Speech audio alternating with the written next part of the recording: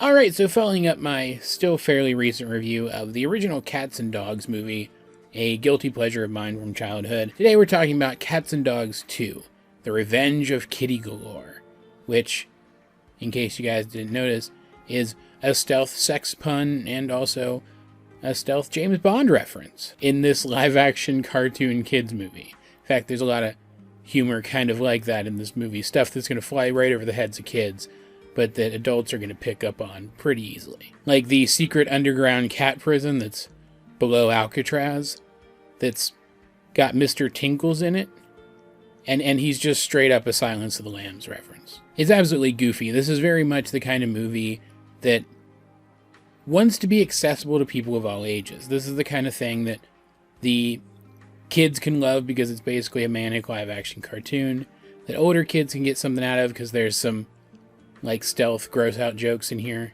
in a couple of areas, and that adults can get something out of looking for references meant for them and not for the kiddies. Primarily, this is a movie about a very good boy who realizes he can't cut it as a cop, so becomes a spy-themed superhero instead. Going a bit more into detail, though, this is not, strictly speaking, a sequel to the first movie. It doesn't follow directly from the first movie.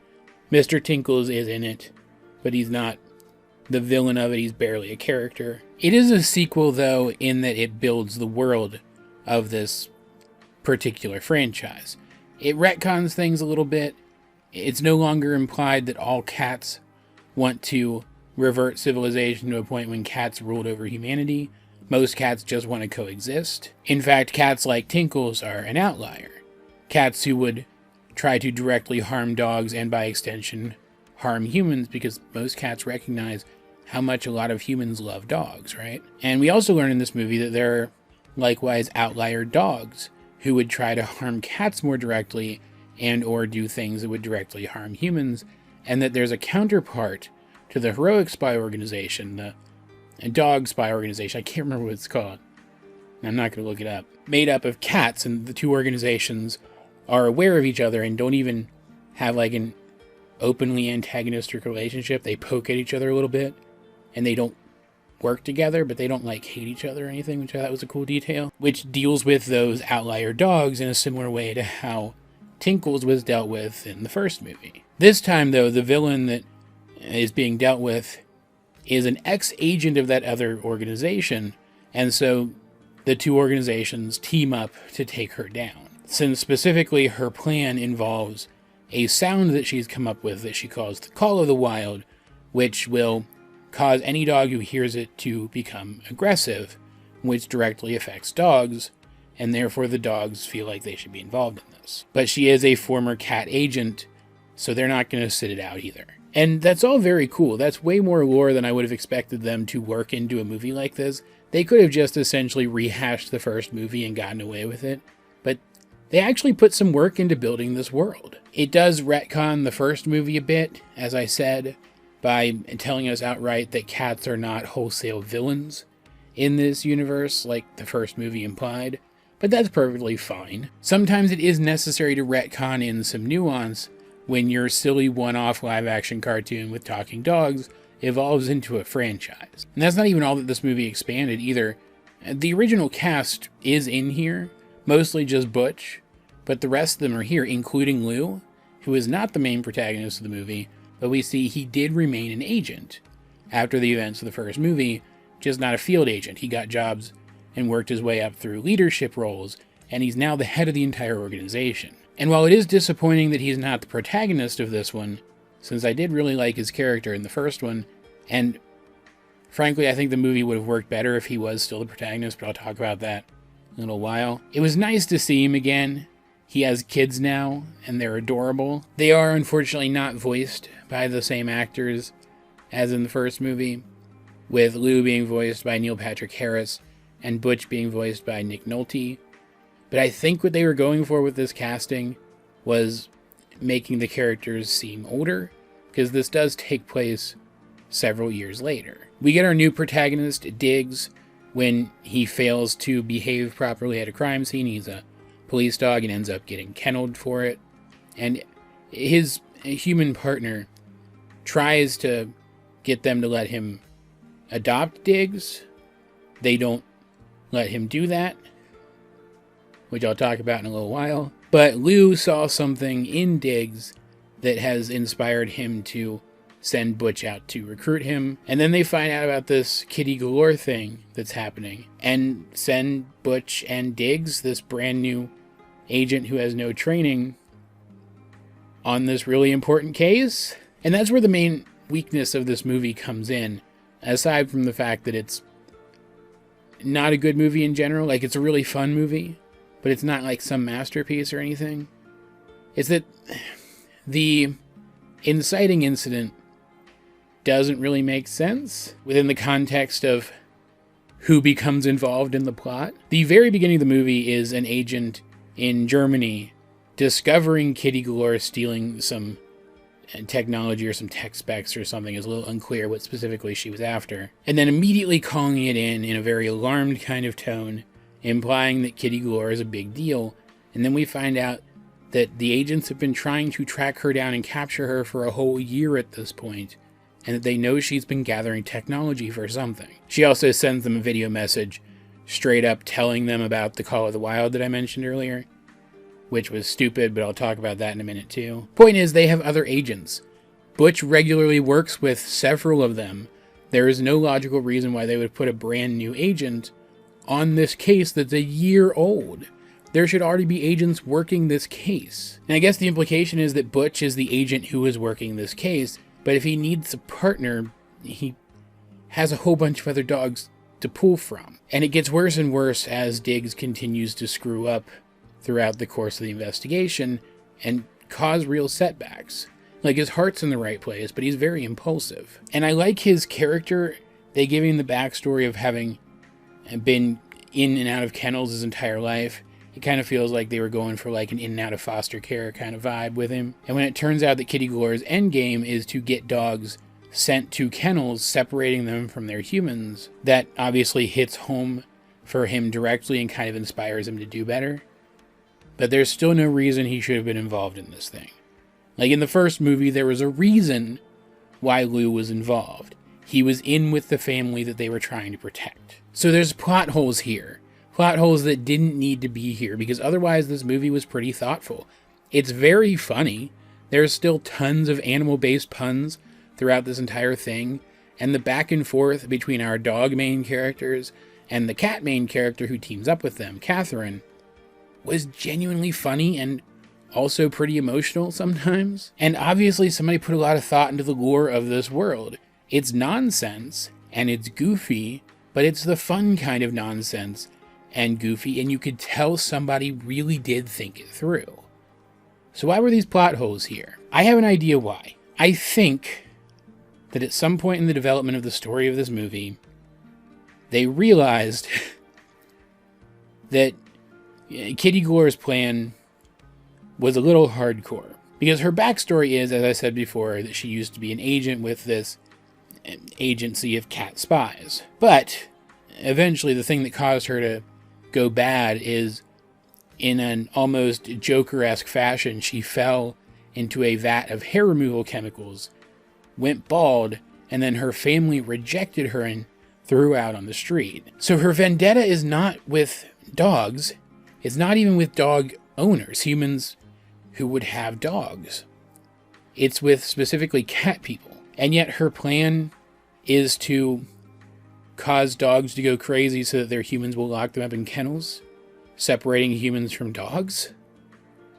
Why? I think that originally her plan was going to be left kind of vague, but the implication was going to be that she was going to cause dogs to go crazy so that they would attack cats and start, the implication being, killing cats. And that humans would be caught in the crossfire of that, and that's why the human factor ends up uniting the two agencies to fight against Kitty Galore together. On top of the fact that this would obviously make Kitty Galore a more direct threat to cats themselves as well, right? But then at some point they decided that was a little hardcore for a live-action cartoon, despite some of the other stealth, adulty stuff in here. So they reworked it so that her plan was to screw over dogs by getting them put in kennels, and that's when they added in Diggs with his backstory to add an emotional through line to the movie. Even though there are already other emotional through lines here. Technically speaking, Diggs ran away from the kennel where he was being kept, and now his human is worried about him. And at the end of the movie, they do reunite, and his human just keeps him, I guess, just doesn't tell the department that he's kept him, which, I mean, good for him. And then there's the whole bigotry between cats and dogs things. It was very clearly meant to be a parallel to real life bigotry, and how just getting to know somebody can help you overcome your, at worst, hatred and at best, sense of alienation from them. Like, there's even a scene at one point in the movie where Diggs gets to interact with Catherine's nieces, a whole bunch of cute little kittens, and they love him. They think he's super cool because they haven't learned how to hate dogs yet.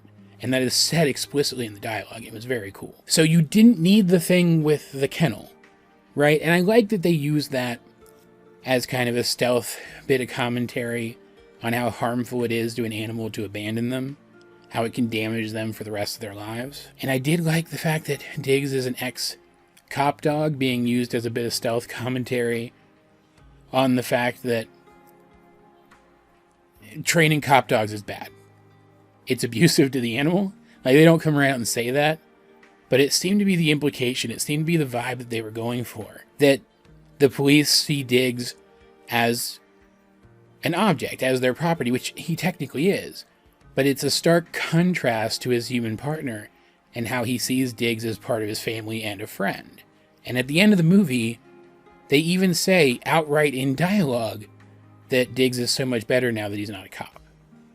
He's far less of a bastard anyway. So I liked all of that. I liked that they were able to use this new character for those things. They're subtle, but they're not hard to pick up on if you're paying attention. And bringing in a new character means that they get to decide what his likes and dislikes are wholesale.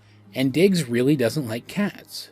So him bonding with Catherine and becoming close buds with Catherine by the end of this movie was a little stronger because of that, but that's something that they could have done with Lou too. And this is where we get around to me talking about what I would have done in this movie. I would have eliminated the whole kennel thing, which again, I did like some of that, so it would suck to remove it. But I would remove the whole kennel thing and kept Lou the protagonist. If you want to do some of the stuff with, like, the cute puppies that are the boss's puppies or whatever, then introduce a new character to be the boss of the organization. Maybe he's even specifically mentoring Lou at this point or something, guiding him up towards a position in leadership, or even training him as his replacement. In fact, I would have had it so Lou only just recently returned to the agency. Several years have passed, remember. So I would have had it that his kid is starting to grow apart from him. Maybe he's become really wrapped up in hanging out with his high school friends, or maybe he's even getting to the point where he's about to finish high school and go off to college, depending on how far in the future you want to set this movie relative to the first one. And so now Lou is working with the agency again, feeling out whether or not he wants to become a full agent and even go off and separate from his family and do field work, like he was originally going to do before he decided to quit and become a family dog. And then instead of it being this new cop character who is worried about Diggs and out putting up posters looking for Diggs, I would have had it be the kid from the first movie, but older, realizing that he's growing apart from Lou, realizing that Lou ran off, going out and looking for him, and then Lou sees him putting up the posters, and now he's got a little bit of emotional turmoil going in him. He's wondering if this is the right choice, wondering if maybe he can find a balance instead. And you could even keep in the stuff where Diggs was impulsive or didn't understand procedure and his lack of knowledge of modern agency technology, because Lou would be retraining. He hadn't really even got much training yet up to the point that the first movie ended anyway. And he's going through something emotional right now that's clouding his judgment. Maybe he's even being impulsive right now as a way of trying to distract himself from that emotional turmoil.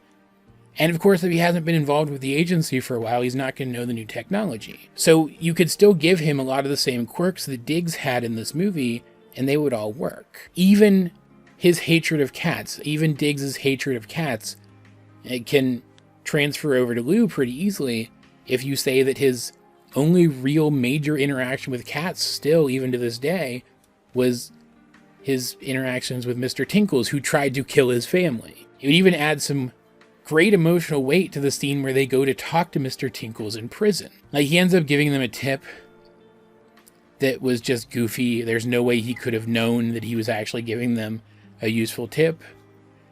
And they could have gotten the information that they got from his tip in dozens of different ways. They could have written the story so that our main characters got that information in dozens of different ways.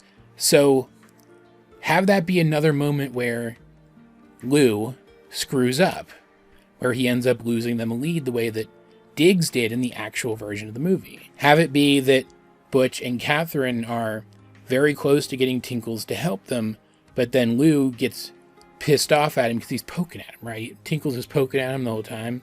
He'd be poking at Lou too. And then Lou goes nuts and tells him off and he refuses to help. And in the end, have Lou reconnect with the kid from the first movie and decide that he's going to find a balance between staying part of that kid's life and being an agent because he wants to help. And now he has this new friend, Catherine, who he can only really keep in contact with through joint operations between their two agencies. And in the end, there's a tease where Tinkles has escaped from prison and sends them a video message, just gloating, basically. It was very funny. Like, that's the kind of thing that would certainly keep Lou on board if he was on the fence. I just feel like it would have worked so much better to keep Lou the protagonist and tie this movie into the first one in that more direct way. But keeping that in mind, there's still a lot I thought worked about this movie. The goofy cartoon-esque slapstick is still super fun, despite the fact that this is a dumb live-action movie with talking dogs. I was a little bummed to see that they don't use as many practical effects in this movie. They still used quite a few, but for the most part, when the dogs are doing something undoggish or the cats are doing something uncatish, it's CGI, and it's better CGI than in the first one, but it's still not great. CGI is always very apparent, and some of it was in fact quite bad, like the CGI on the true form of Kitty Galore's minion was absolutely terrible. But the animal actors are still great.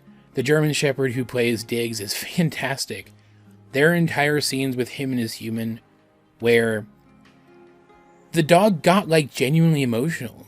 He was like acting with his facial expressions, and no, they were not tweaking his facial expressions with CG in those scenes. It just really worked really well. And the increased use of CG relative to the first movie did open this movie up to some more lengthy action sequences, which tended to be pretty fun.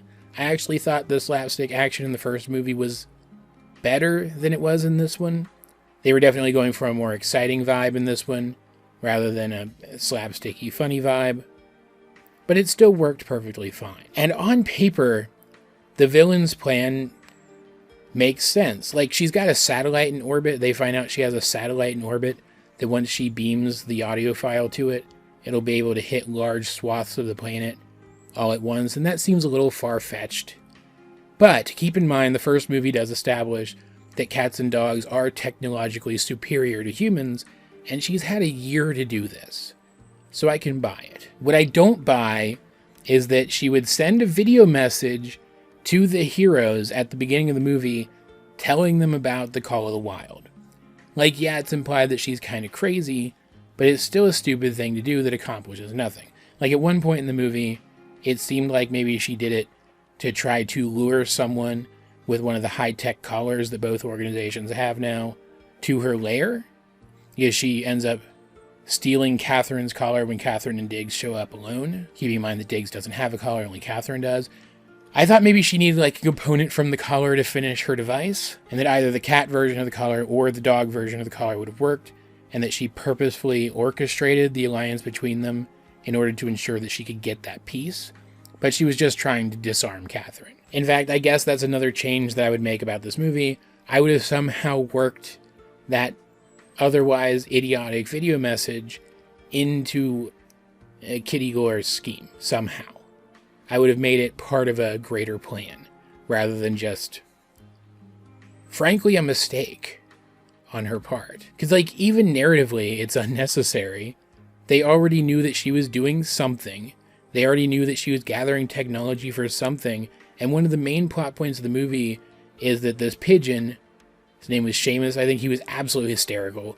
Possibly the best thing about the whole movie. Knows something. She's trying to go after him because he knows something. And they end up getting the specifics of what Kitty's plan is from him, from the knowledge that he has. And so they know she's active. They know she's planning something. They know she's gathering technology. And they find out what her specific plan is from that. She did not need to be involved in them uncovering any of this at all, even from a narrative point of view. Like, it made for some more direct interaction between her and our heroes, I guess, but otherwise there was no reason at all for her to send that message in universe or out for her benefit or for ours. But this is still basically just a live action version of an old Saturday morning cartoon or something. So it's fine. The villains are allowed to be stupid even when they're really smart. That's kind of a staple of the genre. End of the day, this was a fun, silly movie with a bunch of cute dogs and some really solid humor. So I loved it a lot. I didn't like it as much as the first one, but the first one has nostalgia at its back, so of course I'm not going to like this as much as I liked that. But coming from the perspective of somebody who never watched this movie, I thought I had, but I hadn't. Who never watched this movie and who's watching it as an adult, the fact that I think it works as well as it does, I think says a lot for it. I don't know how strong a connection you would forge with this movie as an adult if you haven't seen it as a kid, but this is definitely something you could watch with the younger people in your life and still get something out of it pretty easily, especially if you like cute animals, because man, there's a lot of cute animals in this movie. Like, it tries to do a lot. There's a lot happening here. There's always something happening in this movie. Like, I didn't even get into Catherine's crippling fear of water that she has to overcome to save Diggs. But this is first and foremost a kids movie made off of the same model as the original, which was an early 2000s movie, during the era when the way to make a movie was to have so many things happening on screen at once that every single time a kid rewatches it, they'll see something new. So again, that's just the genre.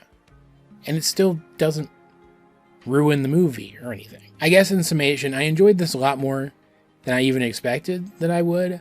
I feel like it could have been significantly better, but it was still a lot of fun, and I'm looking forward to when I get around to reviewing the next one, because there is still one more of these. I think there's just one more. Yeah, that sounds right. As per usual, though, I'd like to know what do you guys think of Cats and Dogs, The Revenge of Kitty Galore, if you have seen it. Let's get a discussion going in the comment section down below. And while you're down there, you might as well like the video, share it with anyone else you think would enjoy my content, subscribe if you haven't. You can check out links to my social media, and all of the various ways you can help out the channel. Those will be in the description of the video. But either way, this has been AJ22, and I will talk to you guys later.